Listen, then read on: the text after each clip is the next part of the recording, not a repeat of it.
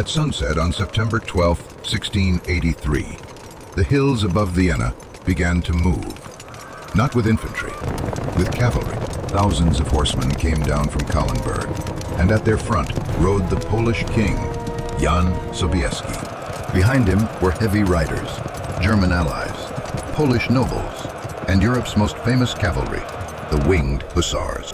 By the time they reached the Ottoman lines, the siege of Vienna was already 2 months old, and the city was almost finished. Vienna was not just another capital. It guarded the road into Central Europe. If it fell, the Ottoman Empire would not just gain a city, it would gain a gate. That was why Grand Vizier Kara Mustafa brought a massive army to its walls in July 1683. His soldiers surrounded the city, cut its routes, dug trenches, and began a slow war underground. This part matters. A siege was not only starving a city and waiting, it was engineering. Ottoman sappers dug tunnels beneath the defenses, packed them with explosives, and tried to blow open the walls from below. Every blast made the future smaller for the defenders. Inside Vienna, Count Ernst Rüdiger von Starhemberg held the city with a starving garrison, and civilians who knew what surrender might mean. Food ran low, disease spread, the walls cracked. The defenders could hear digging beneath them. That sound was not noise. It was a countdown. For weeks, Europe watched Vienna become a trap. The Habsburg emperor had fled. The city was left to hold long enough for help to arrive. But help had to cross distance, politics, and pride before it could cross a battlefield. Because Europe was not one army. It was princes, electors, rival courts, old grudges, and separate ambitions forced to cooperate because the alternative was worse. Then came Sobieski. The Polish-Lithuanian Commonwealth had its own problems. Poland was far from Vienna. Sobieski did not need to risk his army for Habsburg glory. But if Vienna fell, Poland could be next. So he marched south and joined the imperial and German forces moving toward the city. Their route led to Kahlenberg, a wooded height above Vienna. From there, the battlefield could finally be seen. Below lay the Ottoman camp, enormous and confident. Another city of tents, guns, horses, carts, and smoke. Beyond it stood Vienna, battered and waiting. Kara Mustafa had made one fatal mistake. He focused so hard on taking the city that he did not prepare enough for the army coming to rescue it. That sounds impossible, but it happens when a commander believes the prize is already in his hand.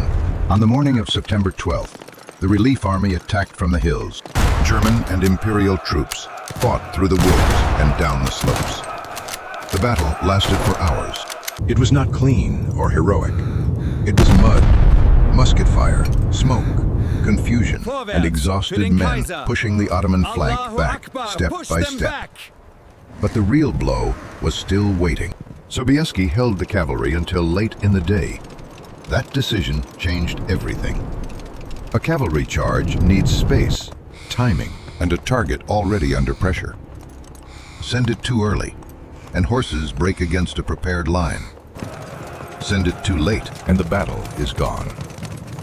At sunset, the moment arrived. Around 18,000 cavalry gathered for the descent. Not all of them were winged hussars. That part matters. The hussars were the elite Polish heavy cavalry, famous for long lances, armor, and the dramatic wings attached behind their backs. But the charge was larger than them. It was a combined hammer of Polish, imperial, and German horsemen. Then the hammer fell. They came down the slope in waves, gaining speed down the slope. The Ottoman camp, already shaken by the day's fighting, now faced a wall of horses, lances, sabers, and dust. The sight alone could break discipline, but the impact did the rest. The cavalry smashed into the Ottoman lines and drove toward Kara Mustafa's camp. Once the center began to give way, the siege collapsed with shocking speed. Soldiers who had spent 2 months trying to break Vienna now had to run from their own tents. The city did not fall, the camp did. And that is why Vienna 1683 became larger than one battle. It did not destroy the Ottoman Empire in a day. Empires do not end that neatly. The Ottomans remained powerful. The wars continued. Europe did not suddenly become safe, but the direction changed. For generations, Ottoman pressure had moved toward the heart of Europe. After Vienna, that pressure began to reverse. The empire that had seemed ready to force open the door now found itself pushed back from it. Kara Mustafa paid with his life. Sobieski became the king who arrived at the last hour. And Vienna survived because stone walls held long enough for hooves to arrive. That is the cold truth of the battle. Europe was not saved by certainty. It was saved by delay, exhaustion, politics that finally moved, and one cavalry charge launched before the sun disappeared.